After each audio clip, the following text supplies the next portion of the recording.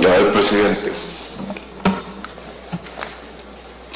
yo he entendido el afán y he escuchado muy bien al doctor Roy, al doctor Velasco, representantes, uno de partido de gobierno, otro de partido con independencia, y leí la propuesta inicial del presidente Duque. Su interés se cifraba en dos aspectos al inicio: la lista única, que no es un tema, digamos, de invención reciente, viene siendo discutido una y otra vez en diversas reformas políticas. Nosotros siempre la hemos apoyado, la lista única y cerrada. Y el segundo aspecto tenía que ver con el Consejo Nacional Electoral, del que no he vuelto a escuchar aquí ni media palabra, ni siquiera de la ministra. Y decía él decía Duque, en su propuesta inicial, escrita y presentada al Congreso, que lo que le interesaba al Consejo Nacional Electoral era darle más poder, autonomía financiera, etcétera. Yo aquí entre las proposiciones no escuché su alocución, ministra. Encuentro una, no sé si es de su autoría, alrededor del Consejo Nacional Electoral.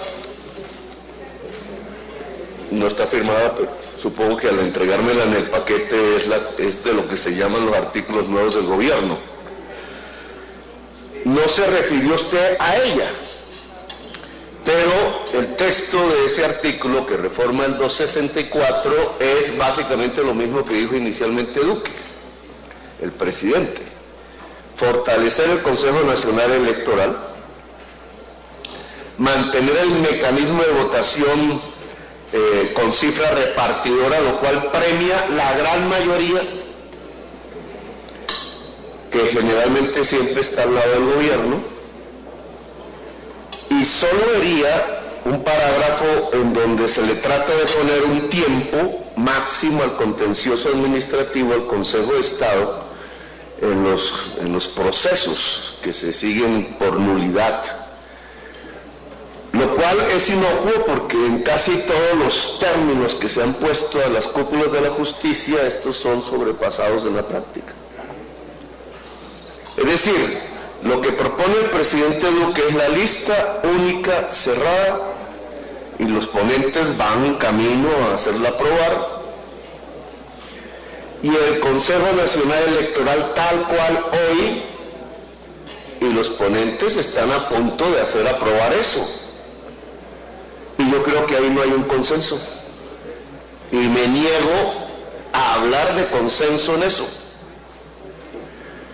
porque si bien se podría conseguir respecto de la lista única cerrada, que debería además ser de cremallera para garantizar la presencia de la mujer, como propusimos en la pasada sesión, paridad en el número no significa elegibilidad eficaz. Si la lista no es cremallera, es inocua. Pero por el otro lado está el Consejo Nacional Electoral. Nosotros propusimos una corte electoral. ¿Qué tipo de reforma política sirve si no se reforma el árbitro electoral?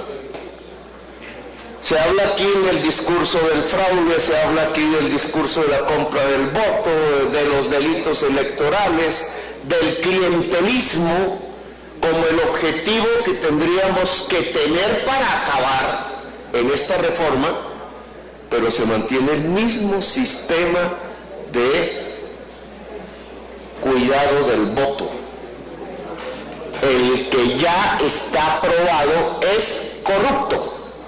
Corrupto dentro de la registraduría y corrupto dentro del Consejo Nacional Electoral, probado por sentencia judicial. ¿Duque no quiere una reforma en esto? Mi pregunta es: ¿aspiran a un consenso político un poco ciego, en mi opinión, para refrendar y legitimar que el gobierno maneje el árbitro electoral en Colombia? Cualquiera que sea el gobierno. Eso es el consenso. Y por eso viene este artículo nuevo que solo le pone un término al Consejo de Estado, si es que este artículo es del gobierno. Si no es del gobierno, igual no hay una propuesta de reforma al Consejo Nacional Electoral. Queda lo que hay, y lo que hay es igual a este artículo. Es la misma cosa. No hay reforma política sin reformar el régimen de conteo, de cómputo y de cuidado del voto. Lo demás es inocuo, porque con voto preferente o con voto único por partido, la corrupción sigue si quien tiene que cuidar el voto es elegido, nominado y controlado y juzgado por las mayorías políticas, que es lo que ocurre con el Consejo Nacional Electoral.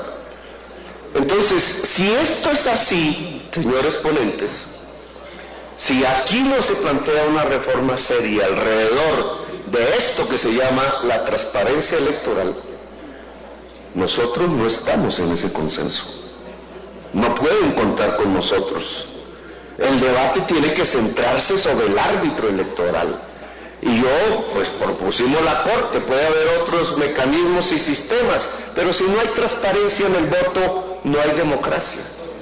Y si el gobierno maneja el Consejo Nacional Electoral como hoy lo maneja, ¿cuál es la diferencia con Maduro?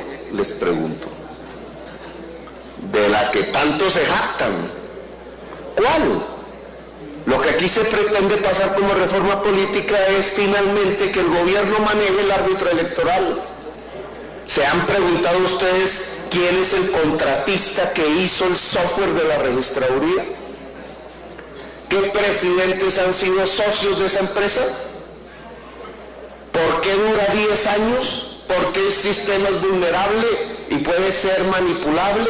¿Por qué la registraduría se niega una y otra vez a que se pueda ver técnicamente? ¿Por qué la registraduría no se apropia de un software y lo deja en manos privadas? ¿Se han preguntado ustedes qué son los anillos al interior de la registraduría que venden paquetes electorales? ¿Y se han preguntado ustedes por qué el Consejo Nacional Electoral jamás investiga eso? Porque pertenece a las maquinarias políticas y porque el gobierno hace un pacto con las maquinarias para mantener este sistema fraudulento de cuidado del voto.